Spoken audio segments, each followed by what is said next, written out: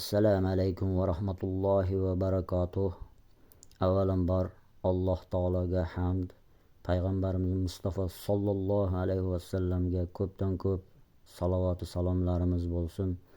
Bizlarga Alloh taoloning rahmati, payg'ambarimizning shafaati nasib aylagan bo'lsin.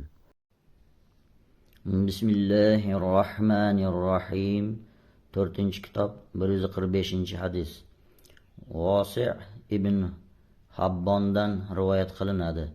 Abdulloh ibn Umar radhiyallohu anhuma odamlar qazoy hojatga o'tirganingda qiblaga ham, Baytul Maqdisga ham yuzlanmagin deyishadi der edi. Abdulloh ibn Umar radhiyallohu anhuma bir kuni uyimizning tomiga chiqqan edim.